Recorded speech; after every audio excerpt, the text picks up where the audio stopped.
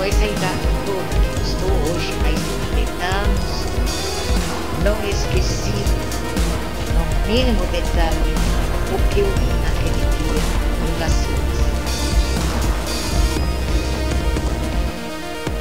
O primeiro caso brasileiro que teve, entretanto, repercussão pública ocorreu no dia 7 de maio de 1952, quando foram conseguidas várias fotos de um disco voador a partir da Barra da Tijuca, na cidade do Rio de Janeiro.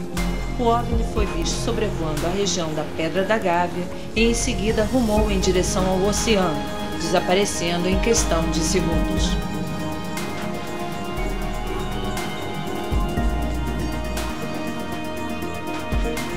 As fotografias foram batidas pelo fotógrafo Ed Keffer, na presença do jornalista João Martins, ambos da revista O Cruzeiro.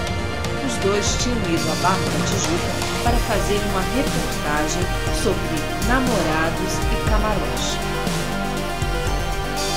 caso rapidamente se tornou polêmico, principalmente depois que pescadores da região afirmaram ter observado alguns homens fotografando um modelo de disco voador jogado várias vezes ao ar. O pesquisador Fernando Cleto Nunes Pereira acompanhou de perto a história, tendo inclusive participado de uma reunião dentro do Estado-Maior da Força Aérea Brasileira, durante o primeiro inquérito confidencial sobre objetos aéreos não identificados, realizado em 1954.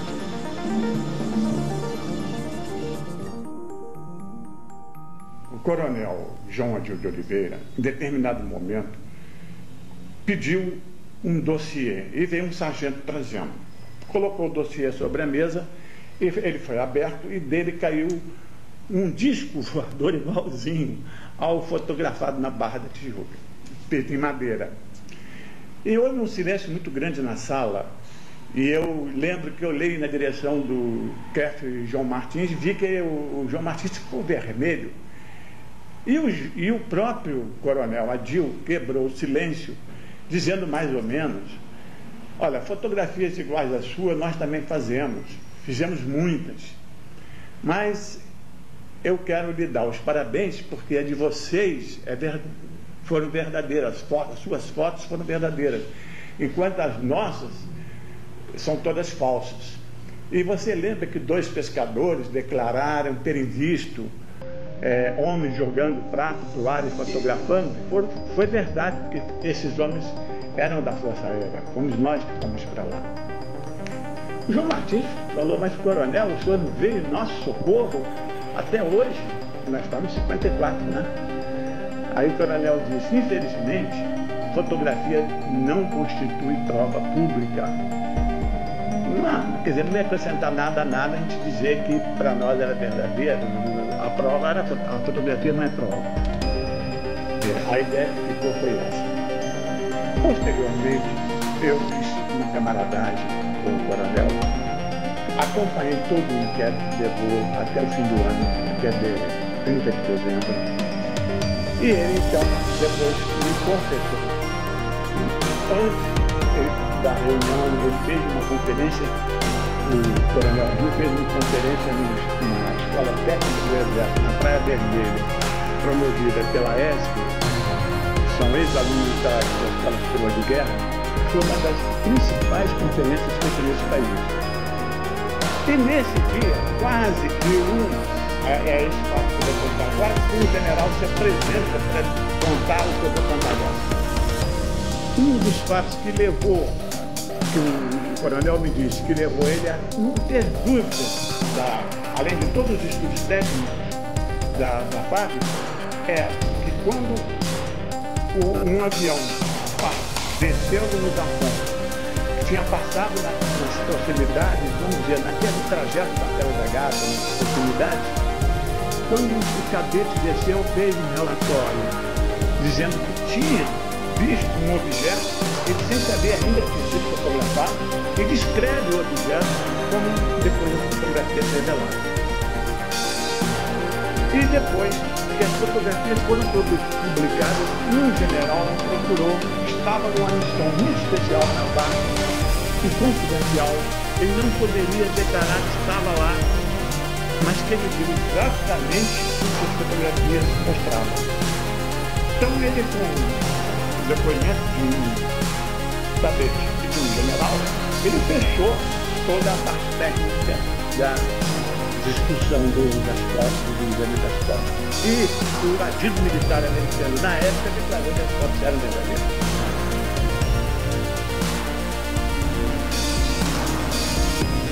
Em 1954, aconteceu a primeira grande onda de aparições em nosso país.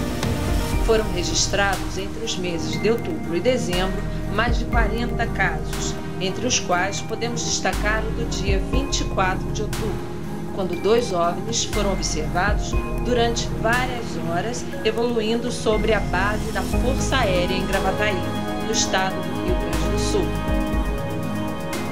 Mas a primeira prova material da existência dos OVNIs, passível de análise em um laboratório, foi conseguida 3 anos depois. Em 1957, aconteceu um caso extraordinário na cidade de Ubatuba, no litoral do estado de São Paulo. Um objeto voador de forma de discoide, de aspecto metálico, foi avistado em alta velocidade, perdendo altura a partir de uma das praias da cidade. Quando parecia iminente a sua queda no mar, conseguiu ganhar altura e logo em seguida explodiu, transformando-se em milhares de fragmentos brilhantes. Alguns chegaram a cair na praia e foram recolhidos pelas várias testemunhas. 3 dos fragmentos chegaram às mãos do Dr. Olavo Fontes, outro pioneiro da ufologia brasileira, que passou a investigar o caso. Foram feitos vários estudos, incluindo um exame espectrográfico realizado no Laboratório de Produção Mineral do Ministério da Agricultura. Os fragmentos eram constituídos de magnésio e, de maneira surpreendente, não apresentavam o menor sinal de outro elemento, mesmo a nível de impureza. Não podiam, portanto, ter origem terrestre.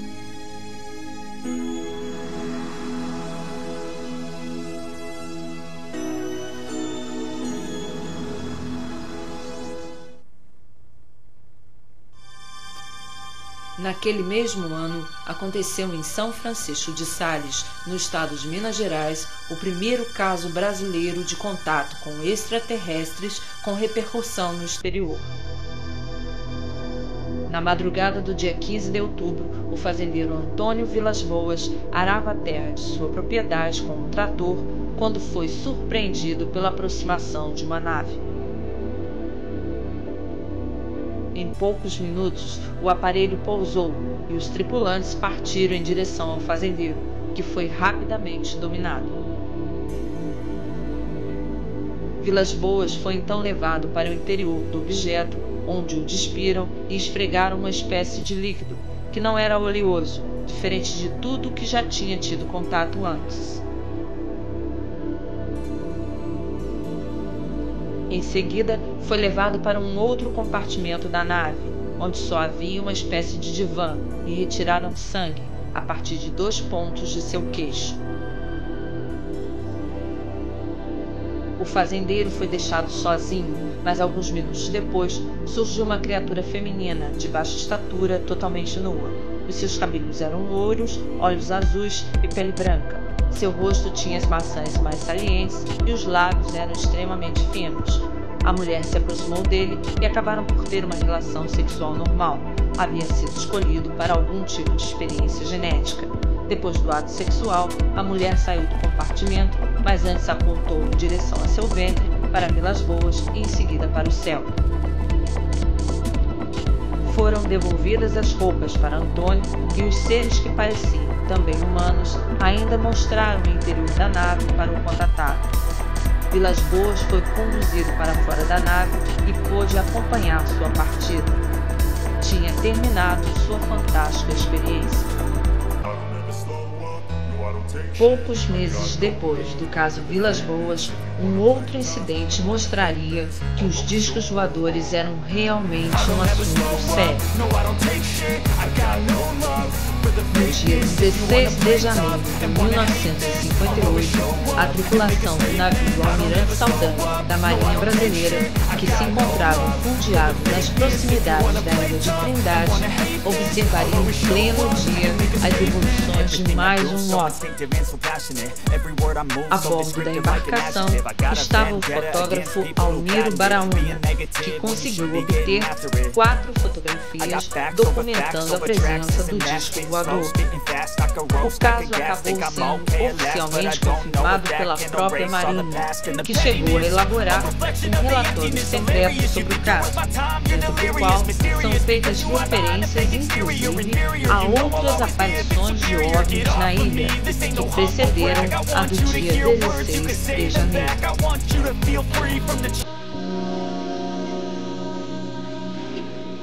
Ao contrário do que os detratores do fenômeno UFO costumam afirmar, as grandes cidades apresentam também um elevado número de ocorrências. O Rio de Janeiro é um destes exemplos, onde várias fotos e filmes foram conseguidos depois do caso da Barra da Tijuca. Este filme foi feito na madrugada do dia 19 de maio de 1996, pelo senhor Daniel Simval Bittencourt, a partir da zona norte da cidade.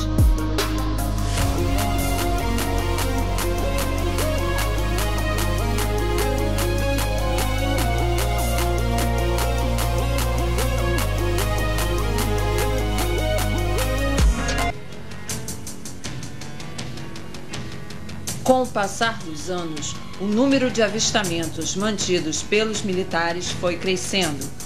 Um dos casos mais espetaculares aconteceu na fronteira entre o Brasil e o Paraguai em 1962, com uma embarcação da Marinha responsável pela sinalização náutica do Rio Paraguai.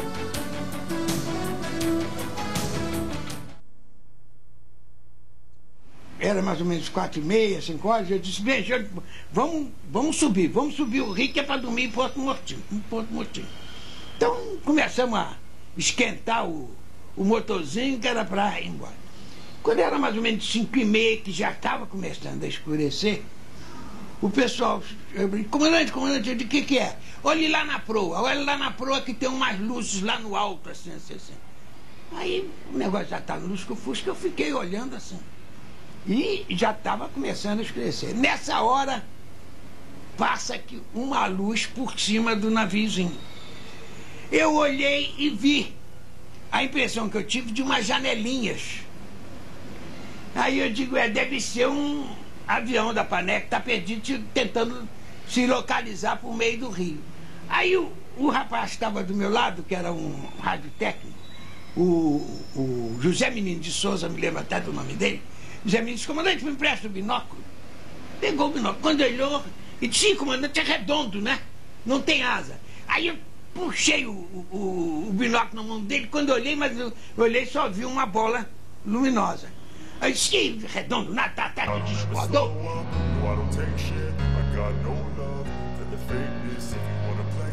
O estado do Ceará tem sido palco também de inúmeros avistamentos e contatos. Esta filmagem foi feita em 1993 por membros do Centro de Pesquisas Ufológicas, sediado em Fortaleza.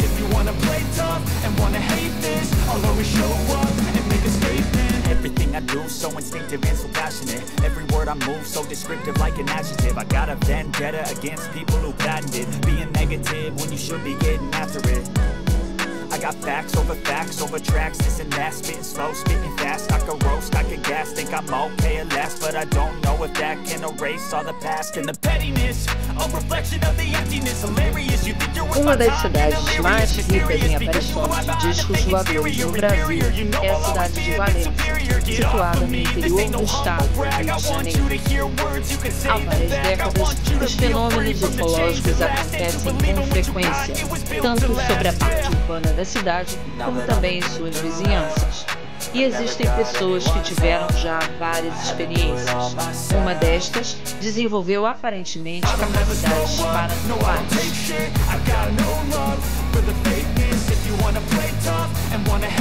Minha primeira experiência dentro da ufologia foi por volta mais ou menos de 1952. Eu tenho certeza que foi na década de 50. E eu estava no meu rio, brincando, calçado, em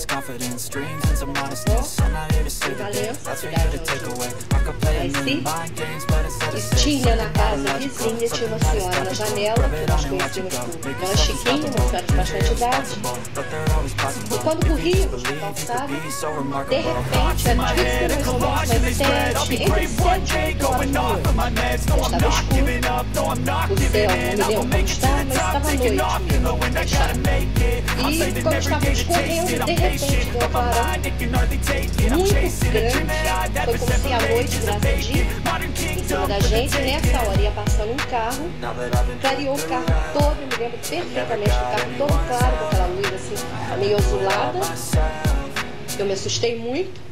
Minha prima teve coragem de olhar para cima e disse que viu como se fosse um holofote enorme variando naquela região.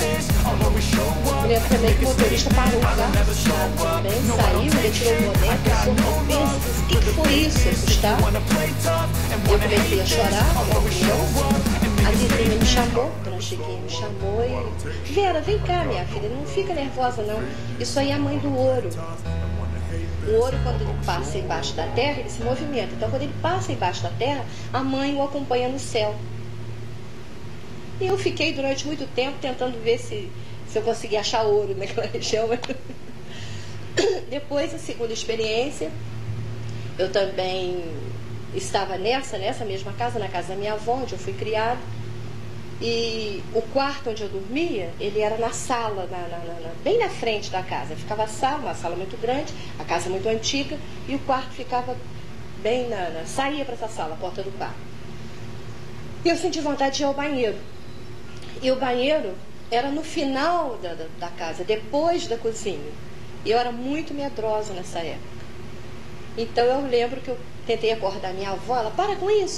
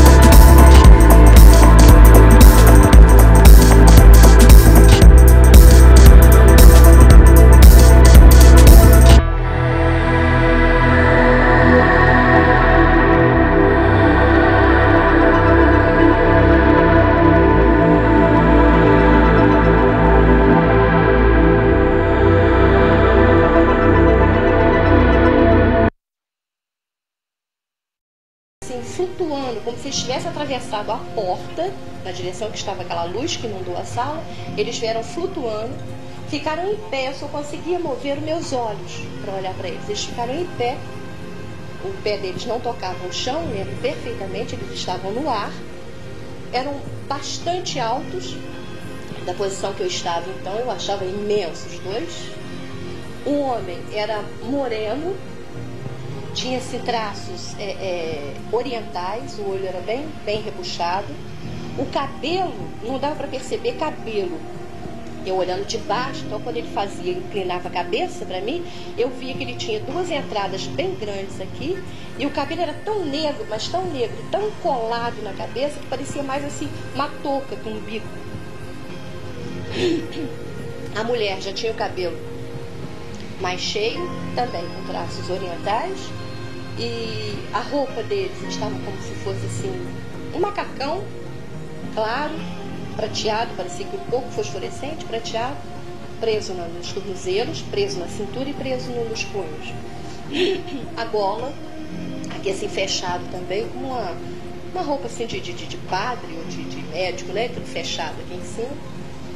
Ele tinha na mão o homem, a mulher ficou parada, o semblante dela, desculpa, o semblante dela transmitia muita paz, o dele também. Eles não moviam os lábios, mas eu sentia que eu podia confiar neles.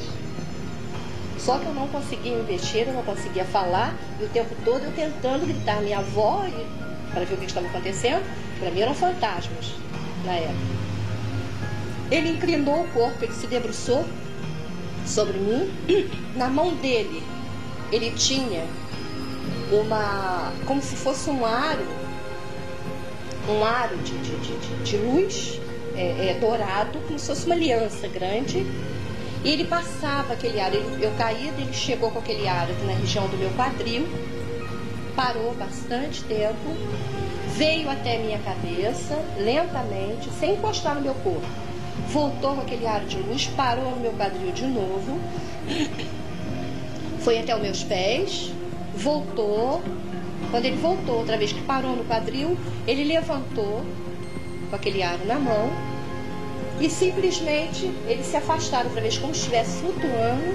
Eles se afastaram e desapareceram, como se tivesse atravessado a porta também. Sumiu luz, sumiu tudo. Foi quando minha voz soltou e eu consegui chamar a minha avó. Uma semana, mais ou menos, eu não sei precisar bem, depois desse acontecimento, eu apareci com uma espécie de uma queimadura nessa região esquerda do meu quadril. Eu me lembro que a minha avó correu médicos e médicos lá na minha cidade, em Valença. Nenhum deles chegou a uma conclusão. Na minha perna esquerda começaram a aparecer manchas roxas, doíam muito. Essas manchas se transformaram em calombos, elas ficaram altas. Tanto que a família, você não tem sossego, você deve ter metido a perna em algum lugar. Só que apareceu na frente, depois apareceu atrás, depois do lado, e a perna ficou cheia dessas marcas e desses caroços, duros e muito doídos. E a região da minha nádega ficou como se tivesse assim, derramado uma gordura quente, tivesse provocado uma queimadura, e soltou a pele, chegou a soltar. O médico dizia que era uma reação, um tipo de alergia, que inventaram mil coisas, sei que não chegaram a conclusão nenhuma. Aquilo foi, aquela pele secou, formou uma casca, sumiu, não existe nem marca, o problema da perna também desapareceu. E depois desse acontecimento, aconteceu um fato interessante. Uns 2 meses, mais ou menos depois, minha avó recebeu uma visita. Era até, nós chamávamos de tia Lilica. Não era tia, mas tratava assim. Então minha avó me chamou na sala e queria que eu tomasse a bênção dela. Pega na mão, beija a mão, como era antigamente. E eu não quis. Eu simplesmente olhei para minha avó e falei, não vou pegar na mão dela. Minha avó, né, quis zangar comigo. Por que não? Eu falei, porque ela está muito doente. Aí foi aquela vergonha na família de ter falado aquilo com essa pessoa, né? E passado o que mais ou menos um mês, ela foi embora, ela voltou para São Paulo, no interior de São Paulo. Depois de um mês chega uma notícia para minha avó, até um telegrama dizendo que ela havia falecido de tuberculose. Eu já estava doente há muito tempo e ninguém sabia. E um outro fato também, depois desse acontecimento, eu estive com a minha tia numa casa de uma vizinha, e quando eu entrei na casa, minha cabeça doeu muito. Então eu falei para minha tia, tem alguém aqui com dor de cabeça? Aí minha tia, para com isso, me zangavam muito por causa dessas coisas, para com isso. E eu assim, mas tem, a cabeça doendo muito. A dona da casa chegou, perguntou o que estava acontecendo, minha tia falou, mas olha, coincidência, minha filha está lá no quarto desatinada de dor de cabeça.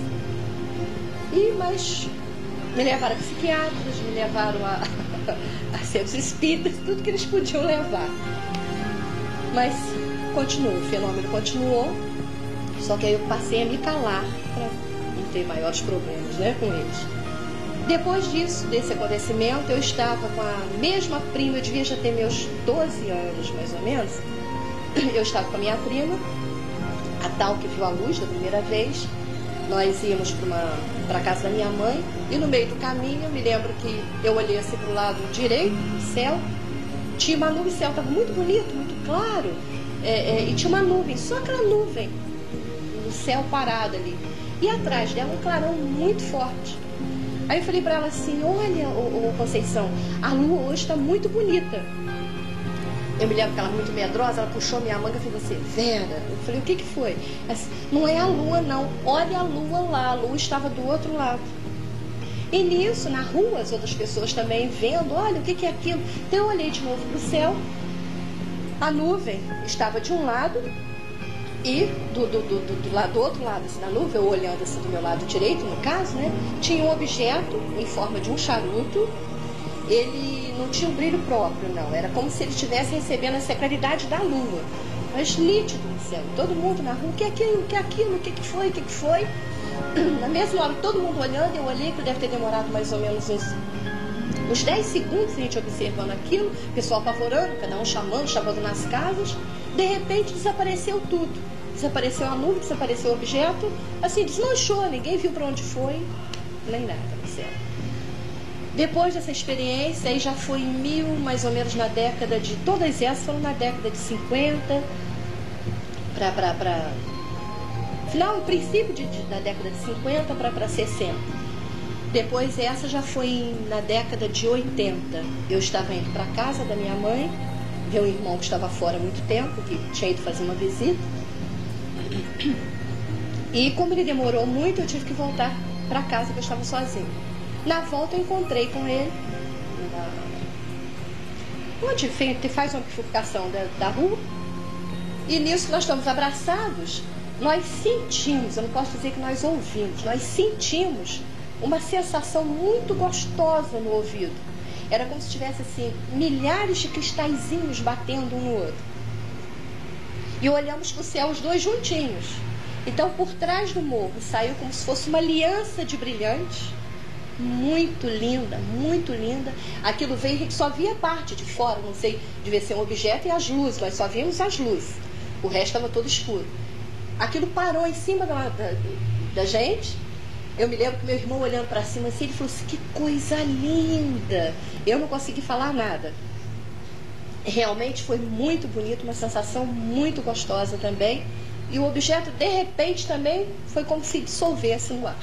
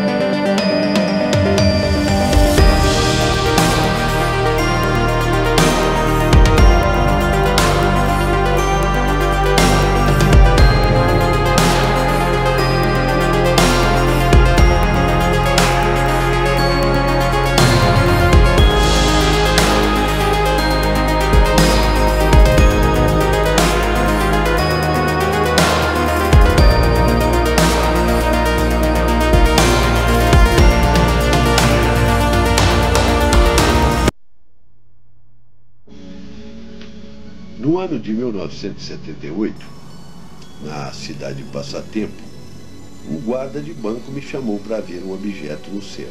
Era mais ou menos 1h35 da tarde, quando ele me chamou e eu, olhando para o céu e na sombra, percebi realmente uma estrela no céu. E era o planeta Vênus, que comumente nessa época do ano fica visível, especialmente se você ficar à sombra, porque o céu muito limpo, o céu de agosto, tão sem nuvens. Então eu falei para ele, aquilo é o planeta Vênus. Mas de repente o guarda gritou, e o que é aquilo lá? Quando ele gritou, o que é aquilo lá? Surgiu um objeto discoide, de cor cinza, cinza claro, passando por cima da cidade, sem fumaça, sem ruído, nada. Era realmente um OVNI semelhante aos que a gente já viu em filmes. Então aquele objeto passou por cima da cidade, e eu gritei ao disco, e várias pessoas saíram, inclusive funcionários de banco, clientes, e todo mundo viu o objeto passar, porque o céu estava limpo de nuvem. E nitidamente, e assim uns 50 a 40 centímetros de diâmetro, mais ou menos. E aquilo silenciosamente passou por cima da cidade. A partir daí, eu sempre, desde o ano de 1952, meu pai gostava do assunto, eu tinha lido sobre OVNIs, já tinha visto algumas aparições noturnas em forma de bola de fogo, mas naquele dia eu tive a visão de um objeto de um voador que não existe aqui na Terra. Algo redondo, discoide, e sem ruído, sem fumaça, sem nada, um voo como se estivesse planeando sobre a cidade.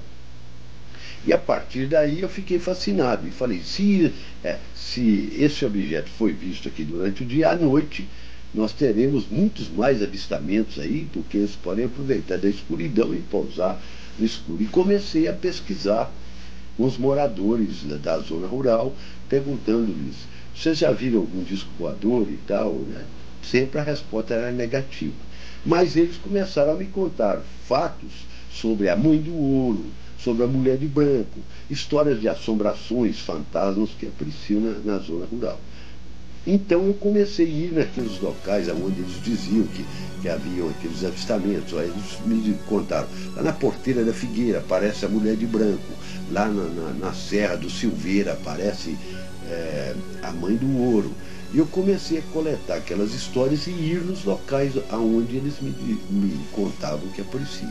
E pude observar vários fenômenos ufológicos, como a Mãe do Ouro, que é uma bola toda iluminada, cor de fogo, fica vagando de uma serra, voa de uma serra para outra e desaparece, daí dando a impressão que aquela bola de fogo estaria enterrando chão adentro e mostrando que ali teria ouro. Comecei a pesquisar o folclore do município de Passatempo. E depois procurei a estudar outros livros sobre folclore e deduzi então que o fenômeno era o mesmo em todo o Brasil. Só mudava de versão e nome, com novas versões.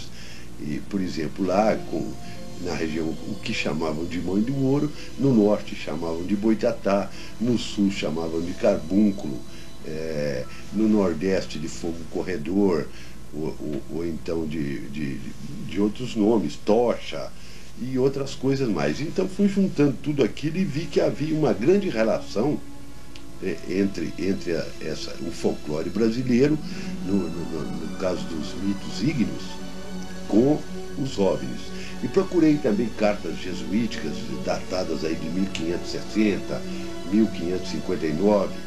Inclusive o padre Anchieta cita uma carta que ele escreveu em 1560, Mibaitatá, que é um nome indígena que os índios deram uma coisa de fogo que os perseguia nas praias e rios.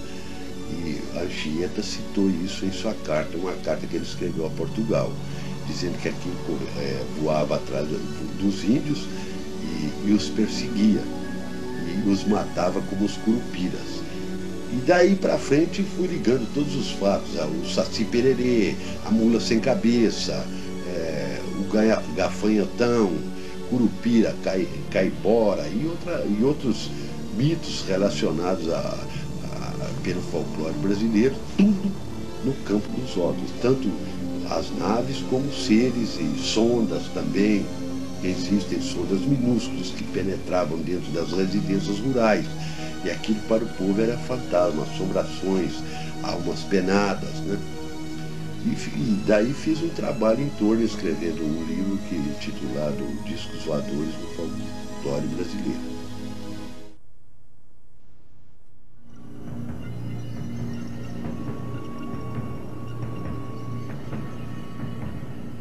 Esta filmagem, feita pelo pesquisador Manuel Gilson Mitoso, documenta as evoluções de uma sonda ufológica, observada durante uma noite de maio de 1996, na Fazenda Picanço, situada na estrada BR-174, no estado do Amazonas.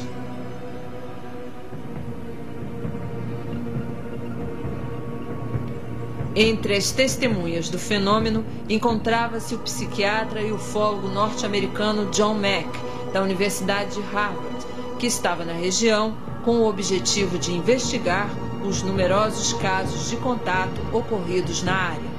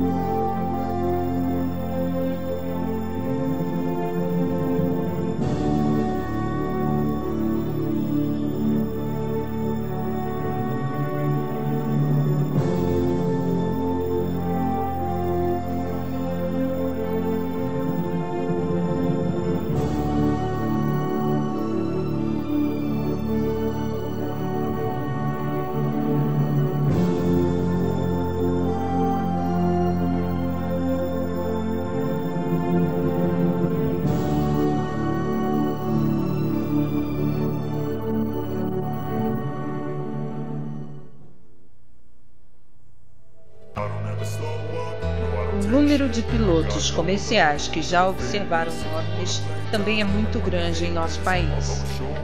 Um dos casos mais extraordinários aconteceu na madrugada do dia 8 de fevereiro de 1982, durante uma grande onda ufológica, quando passageiros e tripulação do Boeing 737-200 da VASP tiveram a chance de observar, durante mais de uma hora, um OVNI extremamente luminoso que acompanhava a aeronave.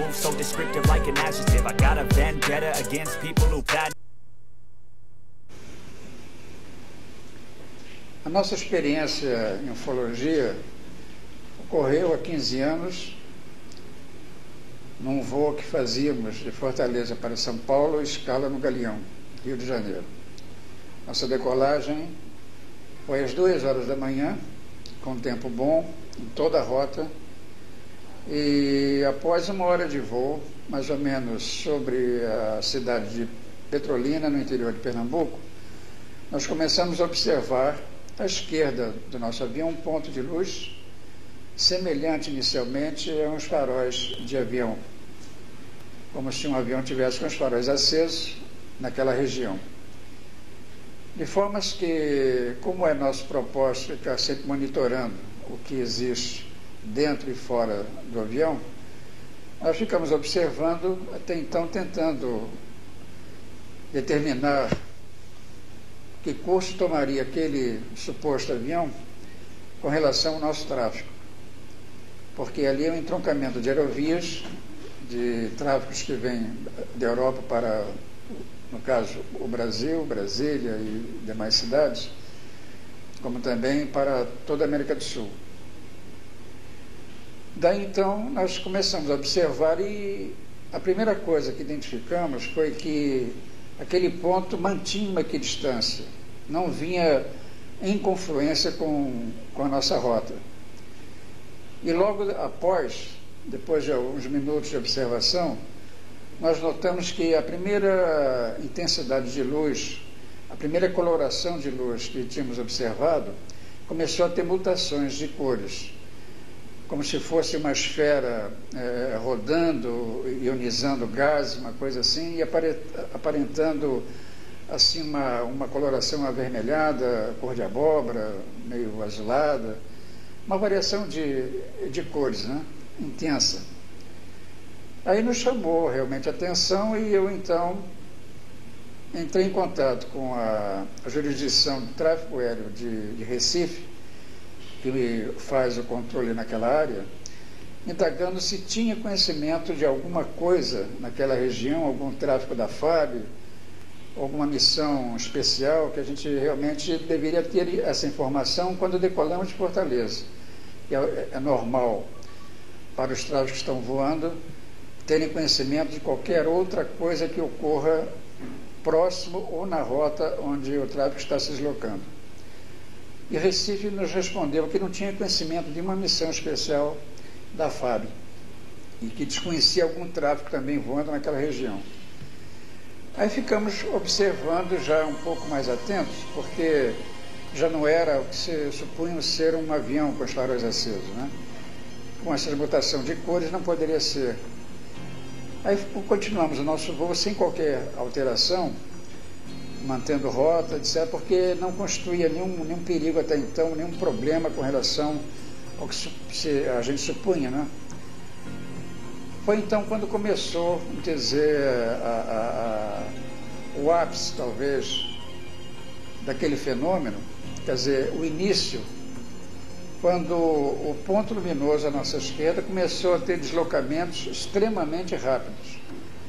Então, nós estamos voando mais ou menos a 900 e poucos quilômetros por hora, e desde a primeira indicação luminosa, nós observamos aquela equidistância e, de repente, milhas e milhas à frente, porque nós estamos com o nosso radar ligado e tínhamos uma referência angular relativa, né, com relação ao que a gente está observando fora do avião. Então, isso passou-se e supunhamos nós uma base de 50, 60, 100 milhas à frente, em frações de segundo. Ia longe, ia bem à nossa frente, depois retornava ao ponto de origem, depois afastava-se, diminuindo aquela visão globular do foco luminoso, depois retornando novamente àquela equidistância, e aí ficou aquela situação indefinida do que poderia ser, e já então por nós imaginado tecnicamente uma coisa de um potencial totalmente fora do nosso conhecimento. Isso ocorreu durante muito tempo, sempre aquela equidistância sendo mantida e os deslocamentos extremamente rápidos desse ponto luminoso. Quando nós chegamos na altura da jurisdição do SINDACTA, do Radar Brasília, nós então, como fizemos com o Recife, repassamos a ele essa informação do que estávamos observando, a partir de que momento, com o registro com a área de jurisdição de Recife, também não tinha conhecimento de nada, e o SINDACTA informou que eles não tinham nenhum ponto no escopo detectando ser alguma coisa com eco-radar. Foi então que eu pedi, sabendo que poderia haver outros aviões naquela região, que fosse requerido a outras aeronaves por ali que observassem naquele setor se vinha alguma coisa, e mais ou menos igual ao que nós estamos observando. O SINDACTA entrou em contato com o Jumbo da Aerolíneas Argentinas, que também tinha o nosso mesmo número de voo, 169, e o comandante do Jumbo respondeu que estava observando, mas não sabia de que se tratava. Ou seja, era um fenômeno que não era específico para nós. E logo depois também uma aeronave da Transbrasil, que se deslocava de Brasília para o Rio de Janeiro, que ouviu desde a nossa primeira informação SINDACTA e corroborou totalmente com tudo que nós estamos falando, com relação ao desempenho daquele fenômeno, em termos de velocidade, de coloração, etc., que estavam observando já há muito tempo. Bem, isso foi mantido, não tivemos do radar do SINDACTA qualquer instrução de alteração da nossa rota. Mantivemos o nível, a proa e, logicamente, mantendo aquela observação constante sobre o ponto luminoso. Só que, quando chegamos nas proximidades da vertical de Belo Horizonte, o que ocorreu? aquele ponto que mantinha desde todo o início do fenômeno, uma determinada distância, começou a aproximar-se do nosso avião. Nós víamos isso visualmente, com aumento e a intensidade de luz, até então observada sempre no mesmo nível, né? Foi quando o próprio Sindacta nos chamou, aí que vem o que nós depois questionamos. Por que não estava sendo detectado antes, se na hora em que constituiu-se talvez um conflito de tráfego aéreo, o controlador resolveu nos informar que estava detectando um ponto na nossa posição 9 horas à esquerda do avião, exatamente como nós estamos observando, e a uma distância de 16 milhas náuticas. 16 milhas no espaço aéreo, para nós, exatamente corresponde, numa rodovia, a gente observar um veículo numa mão contrária, numa autoestrada, muito próximo. E isso tudo coincidindo exatamente com o que estava se processando fora, quer dizer, do alcance do radar, no caso do monitor, que estava ocorrendo visualmente conosco. Então chegou a essa situação em que a luminosidade do fenômeno, até então, que nós tínhamos já imaginando ser alguma coisa não da nossa tecnologia, nós então tivemos a visualização de que o foco era muito intenso e já podíamos ver o perfil do que já podíamos chamar de uma nave. É um perfil de tipo assim, discorde mais ou menos, num tamanho de 2 aviões jumbos juntos, muito grandes. E aí nós ficamos apenas observando, porque o controlador do Sindacta não nos deu qualquer alteração de procedimento, apenas que estava detectando um ponto naquela posição do nosso avião, porém não alterando a nossa rota, não mandando baixar de nível, não mandando alterar a nossa proa. E daí nos mantivemos voando, e aí entra o lado humano, né? Aí eu não senti, depois de já eu particularmente entender tratar-se de uma nave extraterrena ou uma tecnologia totalmente fora da nossa evolução, e que estava tentando fazer uma abordagem pacífica, entrar em contato conosco de uma forma pacífica.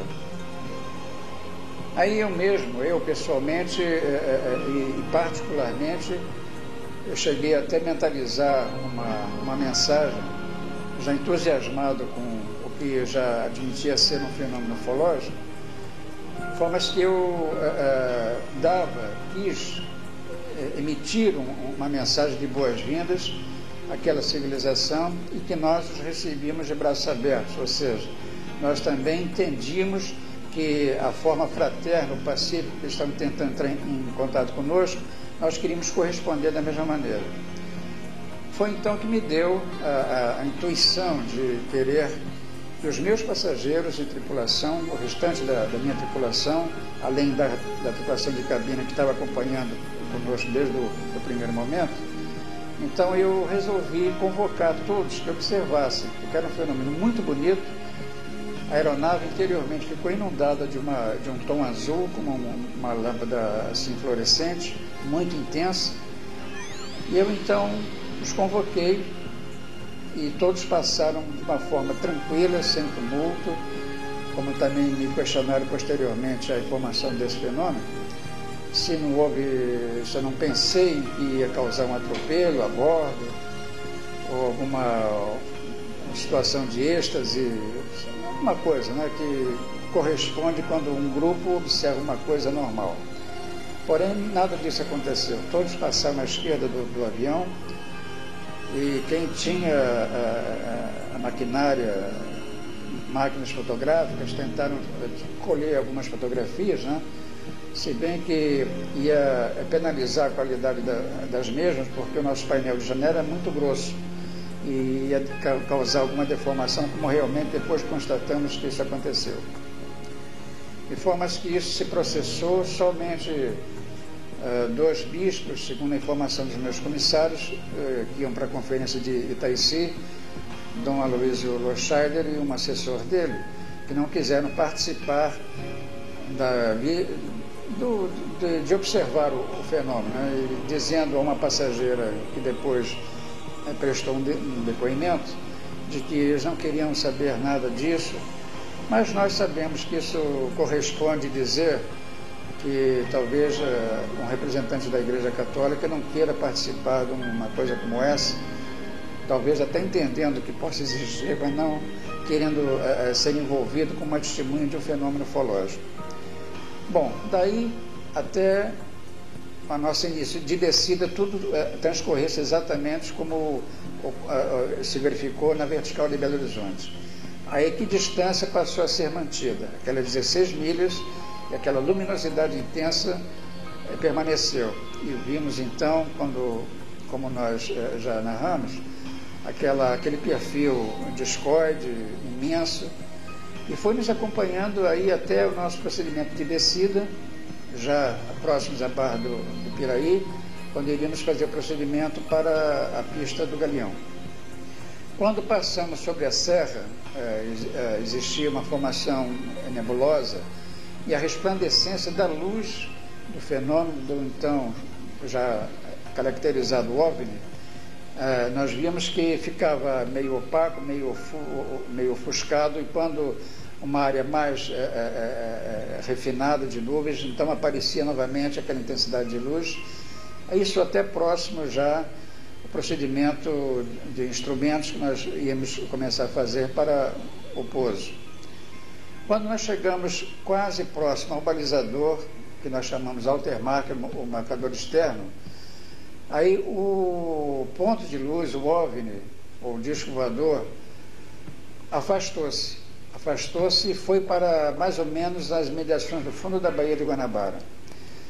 Eu tive que tirar a atenção, então, para poder começar o procedimento de pouso, o procedimento ILS, mas os meus tripulantes, o engenheiro de voo e o primeiro oficial, continuaram a observação. Então, eles mesmos que localizaram estar no fundo da Baía, mais ou menos a 6.000 pés. Daí, então, mais 3 minutos, nós efetuamos o nosso pouso e apenas ocorreu o seguinte: os passageiros que desejaram fazer alguma comunicação sobre o que tinham observado, logicamente todos muito entusiasmados, começaram então a propalar o que viram no aeroporto, tanto no Rio de Janeiro como também em São Paulo.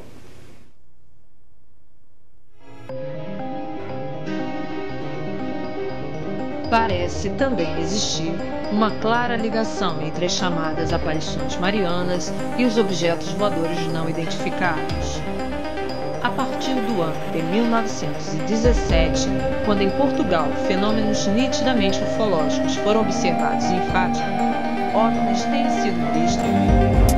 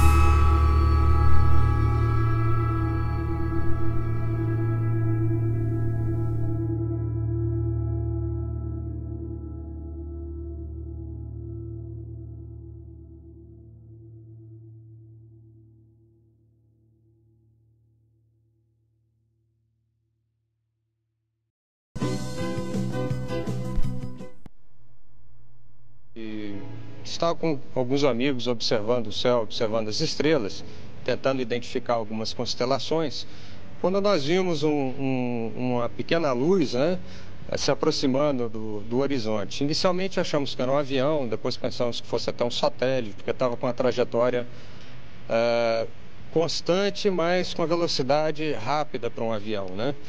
E de repente essa pequena luz parou, né? E isso nos assustou um pouco. E ela começou a subir bruscamente e começou a fazer um movimento de triângulo, né? Ela chegava num ponto, parava, subia, descia, ficava fazendo esse movimento. Ela fez umas 4 vezes esse movimento de triângulo e de repente desapareceu. E isso é a primeira vez que eu vi um UFO, né? A segunda vez, nós vimos umas bolas de luzes estranhas, né, que também corriam por cima de uma serra, né, na minha região do interior de São Paulo. E essas luzes, né, percorriam por cima da serra e algumas vezes se separavam em 2 ou até em 3, né? E depois tivemos a oportunidade de ver também algumas sondas descendo a serra, subindo a serra e fazendo movimentos muito bruscos, né? Movimentos de 90 graus ou de parada brusca e retorno, pequenas sondas de luz.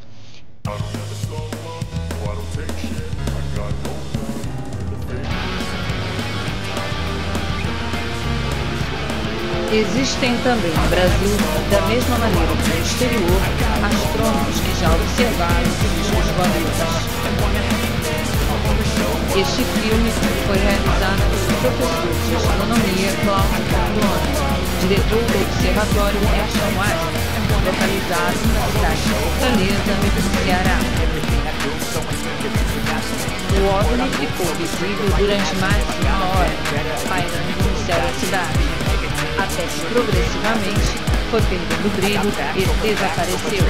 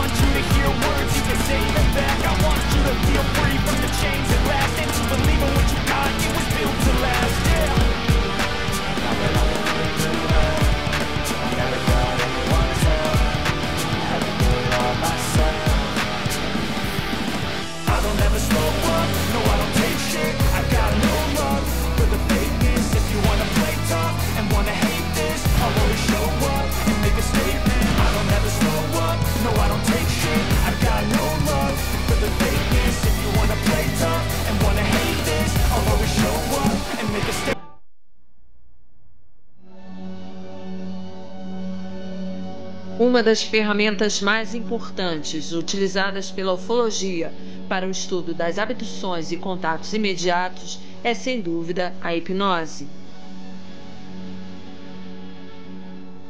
A senhora Oglimeia Moser, por exemplo, cujo caso está sendo pesquisado pela AFEU, tinha em sua memória pelo menos parte de um contato de 3º grau, ocorrido em 1990 na cidade de Araruama, no estado do Rio de Janeiro. Mas foi através de uma hipnose regressiva, realizada pela psicóloga Gilda Moura, que foi descoberta uma outra experiência, possivelmente seu primeiro contato com o fenômeno UFO, ocorrido ainda em sua infância.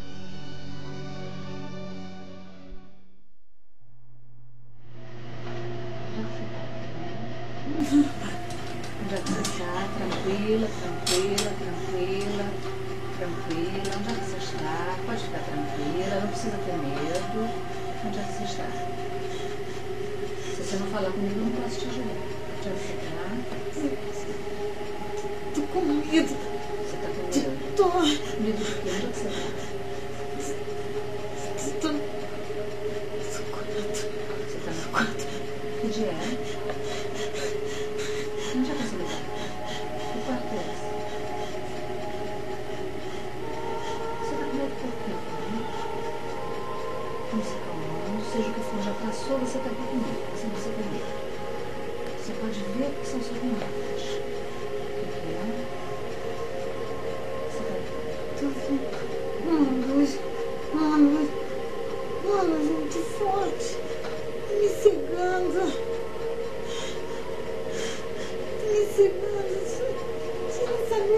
aqui. Por favor. Tira essa luz. Por favor. Eu tô com medo. Mãe. Mãe. Mãe, vem cá, mãe. Eu tô com medo, mãe. Mãe. Ah, mãe, vem cá, mãe. Eu tô com medo, mãe. Eu tô com medo, mãe. Onde é que você... Primeiro, a tua mãe tá onde? Tá dormindo com Minha você? mãe...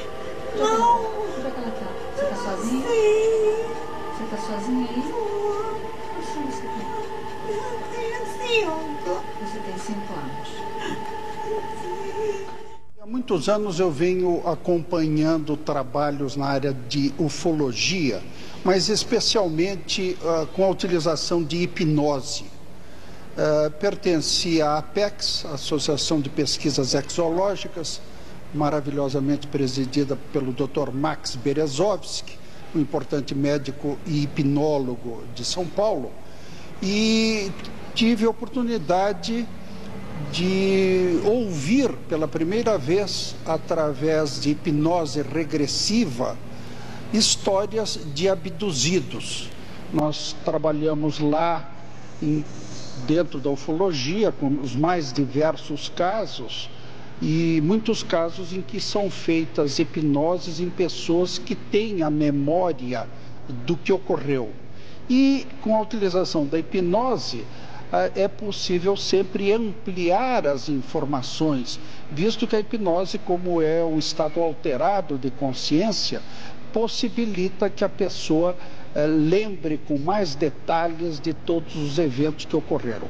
Mas na ufologia, o que eu entendo como a participação mais importante da hipnose é exatamente nesses casos em que a pessoa tem um período de tempo onde há uma amnésia, a pessoa esqueceu o que ocorreu num determinado período de tempo. E aí, então, a hipnose levanta esses casos, mas normalmente, quando a gente começa a trabalhar com essas pessoas, observa uma coisa extremamente curiosa, que é que essas hipnoses são muito profundas. Então, logo que se inicia a hipnose, a gente já começa a sentir que vai aparecer alguma história, porque normalmente essas pessoas declaram antes que nunca foram hipnotizadas, mas na hora que se começa a hipnose, a gente vê que a pessoa já foi hipnotizada, e não apenas foi hipnotizada, como foi hipnotizada por um grande mestre. E esses grandes mestres da hipnose são, sem dúvida, os extraterrestres, que têm uma tecnologia de hipnose instantânea e imediata, e ao que parece, algumas vezes a hipnose começa com a projeção de luz sobre as pessoas. Então, tive a oportunidade nesses anos de ouvir inúmeras histórias de pessoas que foram abduzidas e que as próprias pessoas tomaram conhecimento com a realidade ufológica através da hipnose. Elas não sabiam o que tinha acontecido. Então eu penso que essa é uma colaboração extraordinariamente importante da hipnose na ufologia e temos visto isso em várias partes do mundo. O curioso é que quando a gente lê livros narrando episódios com a utilização da hipnose na ufologia, a gente acaba verificando que são mais ou menos repetitivos, porque as mesmas histórias que eu ouvi aqui no Brasil são as histórias que aparecem nos livros americanos. Recentemente saiu um livro importantíssimo na Inglaterra com cerca de 40 casos da utilização da hipnose na ufologia e são mais ou menos repetitivos, porque o que ocorreu no Brasil, o que ocorre no Brasil, o que está ocorrendo no mundo inteiro e que a hipnose levanta.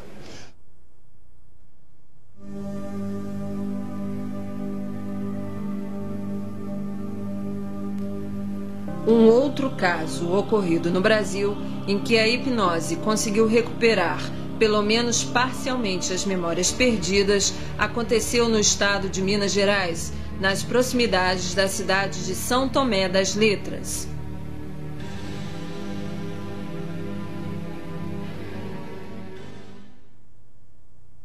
Eu estava em São Lourenço, meu marido.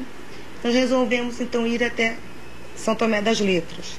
Eu havia lido no Jornal do Brasil uma reportagem sobre São Tomé falando das casas em ruínas, de pedra. Então nós resolvemos conhecer. Nós saímos de São Lourenço por volta das 10 horas da manhã. Nos informaram em São Lourenço que era perto. 1 hora nós chegaríamos, 1h30 nós chegaríamos em São Tomé. Nós pegamos a estrada normal, terra, né, batida. E andamos, e nada de chegar a São Tomé. No meio do caminho nós paramos, porque conosco também estava meu cunhado, que na época tinha 5 para 6 anos, que é temporão.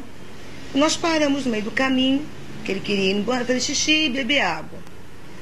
Quando nós estávamos parados, vinha descendo um rapaz de bicicleta, bem tipo capial da região mesmo.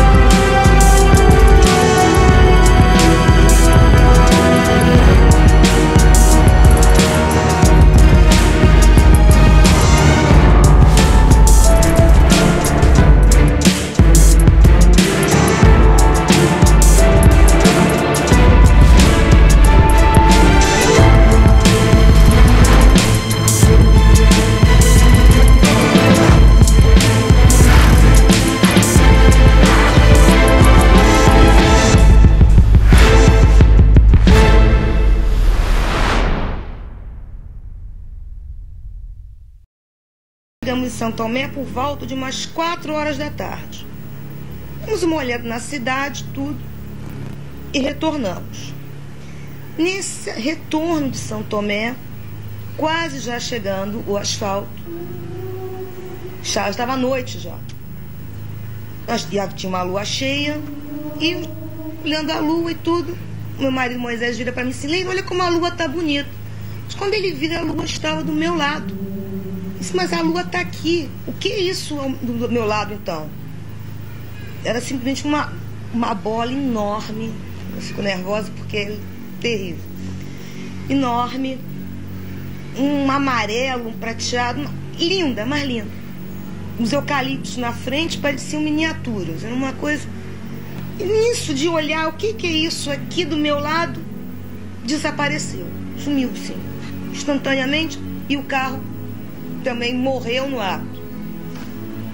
Sem bateria, nem a lanterna de mão funcionava, nada. Eu entrei em pânico, comecei a gritar, queria ir embora dali, embora dali. Eu não tinha como, né? O carro totalmente funcionava. Isso durou meia hora. Meia hora nós ficamos na estrada ali, sem nada. Isso aqui realmente que eu me lembro, sem a regressão. Agora, com a regressão. Na regressão, na parte que eu digo que ele havia sumido na estrada, né, que a pessoa que pediu água havia desaparecido,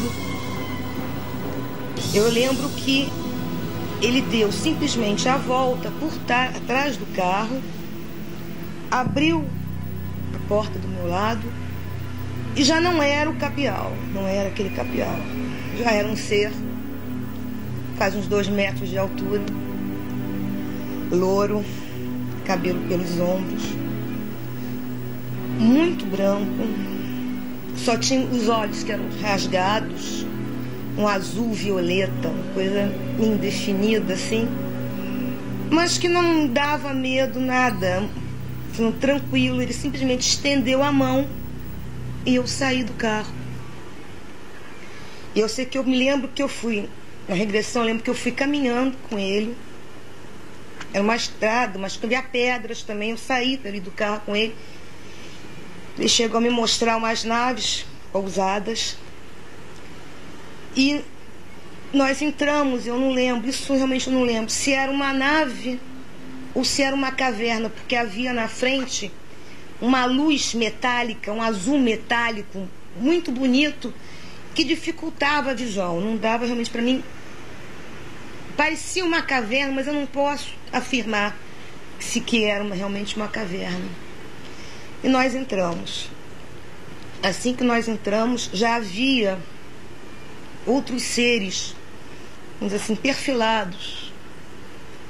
E eu sei que nós passamos por esse corredor, tá? Uma coisa que eu ainda me lembro é que ele perguntou se eu queria ficar ou se eu queria retornar. Na hora eu disse que eu queria voltar, né? Mas o que aconteceu depois, realmente eu não lembro. Bom, a volta, eu não lembro, assim, da nave. Eu só me dou conta depois no carro, com o meu marido, né? Vendo a nave e o carro. Mas o meu cunhado afirma até hoje que nós não estávamos dentro do carro, nós estávamos, sim, fora do carro. Tanto que a professora Irene Grande, Silvio Lago, foi quem fez uma regressão, desconfiam que nesse momento que nós vimos a nave, nós estávamos, assim, retornando. Ela deveria ter nos deixado ali. Depois dessa experiência, você teve mais algum caso? Você se recorda? Olha, eu comecei a ter depois contatos telepáticos, de mensagens. Tive um outro, bem mais tarde, com esse mesmo ser. E a minha própria filha, né? Na época, não era nem nascida quando aconteceu isso, mas depois, com 4 anos de idade, ela teve, também foi um outro contato. E como foram essas experiências? Com as telepáticas, só de receber mensagens, de falando, né, que o bem, que a Terra estava em perigo, só mensagens passando, falando da preocupação deles em relação com o planeta. Sempre nesse sentido. A outra que eu tive, que foi outro tipo de abdução, eu só lembro realmente da nave, do cone de luz, né? E mais nada. Isso eu me lembro perfeitamente. No dia 16 de novembro de 1996, a Esquadrilha da Fumaça da Força Aérea Brasileira fazia mais uma exibição. Desta vez sobre a praia de São Vicente, na cidade de Santos. A 1000ª com os aviões Tucano T-27, que já foram exportados para 14 países, sendo considerado um dos aviões mais seguros do mundo em sua classe. Pouco antes das 6 horas da tarde, o capitão Renato Barreto começava a realizar sua última manobra, quando, de maneira incompreensível, o avião perde sua asa direita. Numa manobra difícil, o piloto consegue desviar o avião dos prédios e da praia e aciona o assento ejetável, salvando sua vida.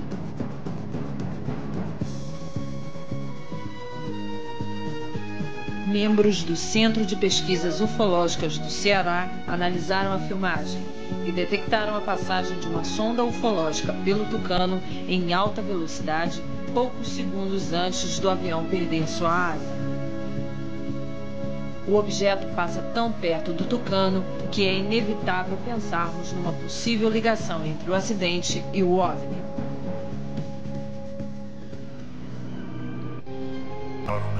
A Força Aérea Brasileira não fez qualquer declaração referente à presença do OVNI, apesar de ter recebido cópia do filme e dos estudos realizados pelo CPU Ceará. A causa do acidente, pelo menos na versão processo oficial da PAC seria simplesmente um processo com fadiga do material da área. Mas a passagem do óleo em alta velocidade pelo Tucano pode realmente ter sido decisiva para a concretização do acidente, estando diante certamente de mais um caso de aproveitamento. Resta saber até quando nossas autoridades militares vão insistir em encobrir a realidade do facts over tracks, this and that, spitting slow, spitting fast. I could roast, I could gas, think I'm okay at last, but I don't know if that can erase. I don't ever slow up, no I don't take shit. I got no love for the fakeness. If you wanna play tough and wanna hate this, I'll always show up. I don't ever slow up, no I don't take shit. I got no love for the fakeness. If you wanna play tough and wanna hate this, I'll always show up and make a statement. I don't ever slow up, no I don't take shit. I got no love for the fakeness. If you wanna play tough and wanna hate this, I'll always show up and make a statement. Everything I do so instinctive and so passionate. Every word I move so descriptive like an adjective. I got a vendetta against people who patented being negative when you should be getting after it. I got facts over tracks, this and that, spitting slow, spitting fast. I could roast, I could gas, think I'm okay at last, but I don't know if that can erase all the past. And the pettiness, a reflection of the emptiness. Hilarious, you think you're worth my time, you're delirious. Mysterious, because you hide behind a fake exterior. Inferior, you know I'll always be a bit superior. Get off of me, this ain't no humble brag. I want you to hear words, you can say them back. I want you to feel free from the chains at last, and to believe in what you got, it was built to last, yeah. Now that I've been put through hell, I never got anyone's help. I had to do it all myself. I don't ever slow up, no I don't take shit. I got no love for the fakeness. If you wanna play tough and wanna hate this, I'll always show up and make a statement. I don't ever slow up, no I don't take shit. I got no love for the fakeness. If you wanna play tough and wanna hate this, I'll always show up and make a statement. Gonna learn the consequence of being incompetent. Mental health is confidence, dreams and some honestness. I'm not here to save the day, that's for you to take away. I could play a million mind games, but instead I say something not illogical, something that is topical. Rub it on and watch it go, make yourself unstoppable. Dreams are irresponsible, but they're always possible. If you just believe, you could be so remarkable. Thoughts in my head, a collage and they spread. I'll be great one day, going off of my meds. No, I'm not giving up, no, I'm